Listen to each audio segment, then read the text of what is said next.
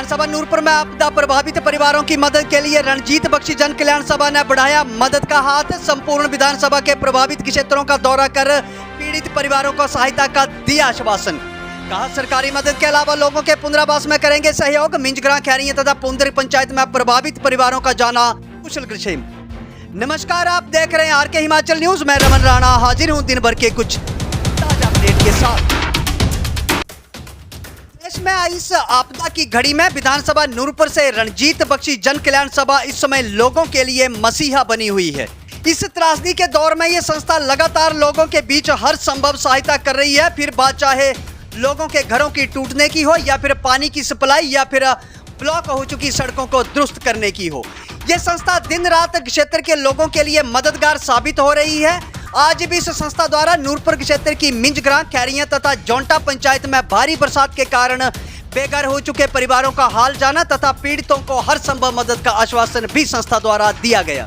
क्षेत्र के दौरे के दौरान संस्था के अध्यक्ष अखिल बख्शी ने त्रासदी में उजड़ चुके मिंजग्रां पंचायत के गांव मुंगन्याला में पत्रकारों से रूबरू होते हुए कहा कि उन्होंने आज पंचायत खैरियां, मिंजग्रां तथा जोंटा में त्रासदी से उजड़ चुके परिवारों से मिलने पहुंचे थे। उन्होंने कहा कि हमारी संस्था प्रभावित परिवारों की सहायता के लिए वचनबद्ध है तथा उजड़ चुके परिवारों को उनकी संस्था अपनी तरफ से एक रिलीफ पैकेज बनाकर मदद करेगी। भैया नमस्कार। आज यहाँ पर मिंजग्रां का जो आपदा प्रभावित क्षेत्र है, यहाँ घर टूटे हुए लोगों के आपने यहाँ का दौरा किया है। क्या कुछ आपकी प्रतिक्रिया इस पर रहेगी, क्या कुछ कहना चाहिए? जी, हम लोगों ने अभी नीचे यहाँ मुगन्याला में यहाँ पे हम लोगों ने जो 5 घर यहाँ 5 परिवार इफ़ेक्ट हुए हैं उनका दौरा किया है, यहाँ पर देखा है।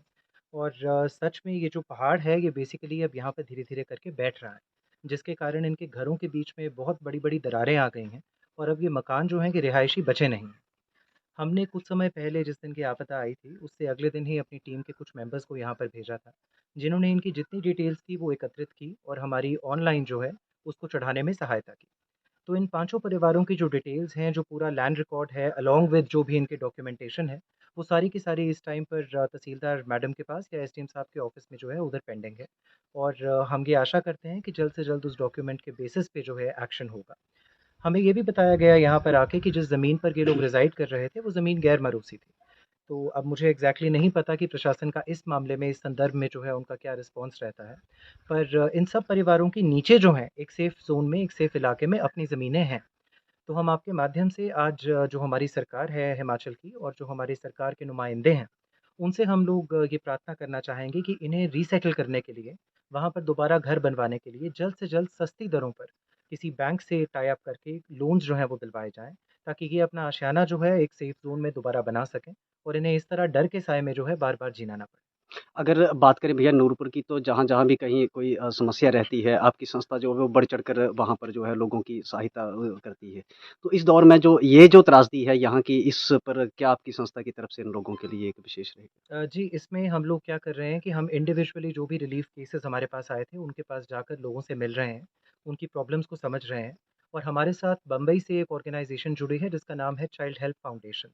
उस फाउंडेशन के साथ मिलकर हम अपनी ओर से जितना भी एक छोटा-मोटा रिलीफ़ का पैकेज जो हम इनको दे पाएँगे इंडिविजुअली, वो हम अगले 5-7 दिनों में अवश्य देंगे। इसके अलावा भैया और कहाँ-कहाँ का दौरा है? आज सुबह से आप जसूर से निकले हुए हैं और कहाँ-कहाँ का आप जा रहे हैं और क्या-क्या कुछ जी, गतिविधियाँ कल हैं? हम लोग राजा का बाग, पक्काटाला, बरंडा, रिट और साथ ही साथ ग्योरा के कुछ इलाकों में गए थे।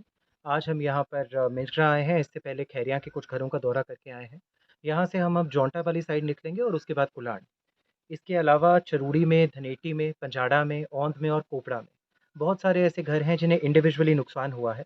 वहाँ पर जाकर भी हम एक बार देखेंगे कि नुकसान जो है वो किस प्रकार का है, सरकारी मदद किस प्रकार की अवेलेबल करवाई जा सकती है और जितनी भी हमसे सहायता हो पाएगी हम प्रयत्न करेंगे कि उन्हें भी उपलब्ध कराएँ। Thank you.